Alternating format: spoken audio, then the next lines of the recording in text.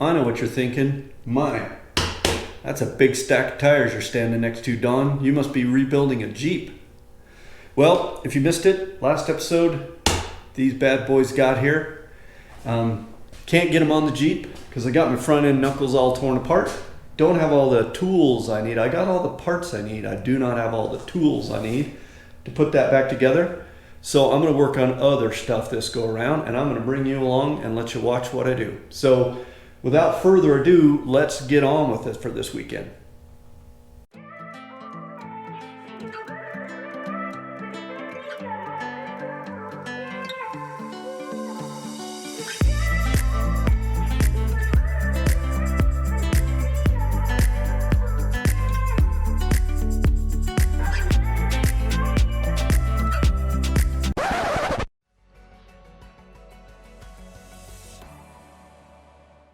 All right, well, first order of business today is I'm going to get these spring hanger or spring skid plates put on the back with my new U-bolts.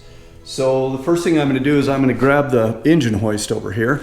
I'm going to bring it over and just support the frame. That's what I did when I did the front, and that worked out pretty well. And then with the axle sitting on the wheels, it doesn't really want to go down at all, so I just need to support the frame so that the leaves aren't trying to go down.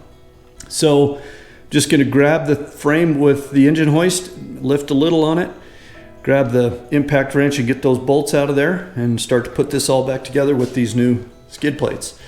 So let's do that.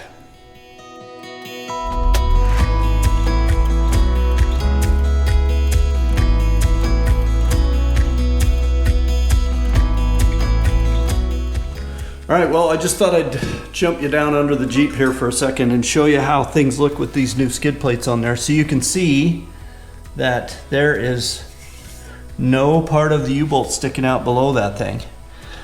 In the front, there is a little bit of the thread sticking out, but I think the front's less likely to hit something. And as you can see, I need brakes. I've ordered everything, the whole drums and pads and the little cylinder and all the springs and all that stuff. So for now, we'll just button her back up and we're going to throw one of those shiny black tires on this side. Move everything around, do the other side. So that went pretty easy. I'll do the other side, and then I think it's about time to start on that power steering box. All right, well, if I've got this right, the bracket goes like this, and these two holes on the bottom get two of these big bushings and two of the 2.5 inch long bolts. This up here also gets a big bushing. This one gets a little bushing, and then when I come up from the bottom, this one right here will have a bushing to go there under my spring hanger. So let's give that a whirl and see what happens.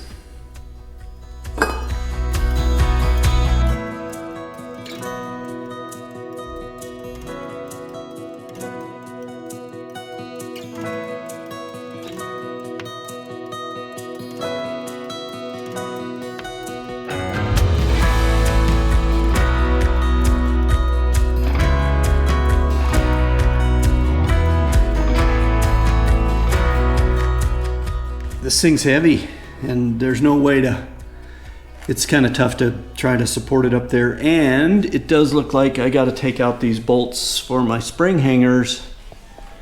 And if you recall, this front one has that issue where the bolts just sitting inside of the frame, or excuse me, the nut is just sitting inside of the frame. I seem to use bolt and nut interchangeably. I hope you're keeping with me now. So anyway, probably gonna have to support the frame because we're gonna be taking off that spring hanger. So, and then I gotta find some way to kind of hold this thing up to get the bolts started in from the top down through these holes here. Now there is 3 holes on that thing, and it said you can drill a 3rd hole to make that ultimately sturdy. Not sure I'm gonna do that, but yeah, just heavy, and this is going to be a little bit more complex than I thought it was going to be. So let's figure out how we're gonna make that happen and we'll come back. All right, well, I shut the camera off because it was just flopping around, but I got it bolted up. 2 top bolts are in. Here's how we look from the side. So we have a spacer in there. This bolt is in. This bolt up here, however, is that one that is inside the frame there, but not attached.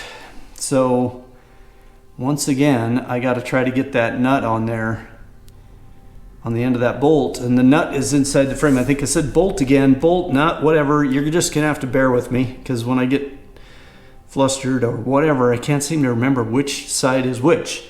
This is the bolt, the nut is up inside of the frame. The nut is just floating around in there. It was a nightmare the first time putting it in, and I think some genius said, well, at least I won't have to do that again, so I'm probably done with that. I don't know who that genius was, but he's here. He's not here right now. So anyway, I'll fight with that for a little bit, see if I can get that last bolt in, and then I'll get that cross piece back on the thing. Now, it looks like it's too much of an angle to me right now, but everything's lined up, and I double checked my instruction sheet down there to make sure I put the bushings where they were supposed to go. You know, there's a fat one here and a fat one here and a fat one back in there and a skinny one on the other side, and then that one up on the frame makes perfect sense. These two are where they are supposed to go. That third one would be right about here if we drilled that out. So everything looks like it's in the right spot. My brain is just telling me that is it too much of an angle, but maybe not by the time you get up there and get into the hole in the flywheel or in the firewall. Assuming you had a tub to put it through with a firewall. So anyway, I'll see if I can get that last bolt put up there. I'm not gonna film that because there was swearing last time. I'm sure there's gonna be some more of that this time. I will come back and give you a project update when I'm done. All right, well, there's the view from the engine side of the frame. So that power steering box is mounted. That support over to the frame on this side is tightened up. Everything's tightened up over there. Let's walk around.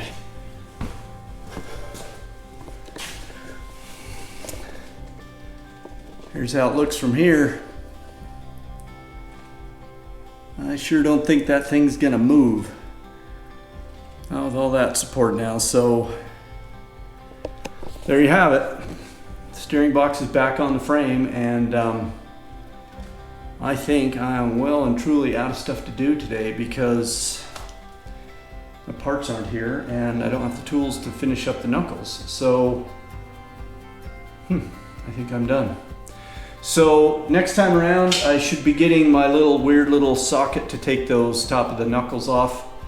I'll press the knuckles out, I'll take them off, I'll clean them all up, paint them, put them back on there. I'll probably do new wheel bearings. As I put everything back together, we'll see. I gotta get some bearing grease and pull those bearings out, see how they look. And I've got rear brakes coming. One thing I'll tell you, man, those tires are heavy. Trying to get those things hung up on the lug nuts there, it's a chore. So anyway, I do have the back end all buttoned up. Pile of old rusty bolts and stuff down on the floor back there, but I got my shocks in place. So the only thing left to do is tie off my hard lines, get my fuel delivery line, get that fuel return line figured out where that's going to go, and this stabilizer bar situated. So might look at that a little bit as the next little front end work, but I kind of think I want that out of the way until I'm done with the knuckles. So that's probably going to wrap this week, and when you next see me, I'll be a guy with a few more tools because that's what I need. So anyway, stick around, and new looking black shiny stuff's gonna keep going back on this frame till we get it standing on all 4 of these bad boys. So there you have it. Thanks for watching. See you next time around.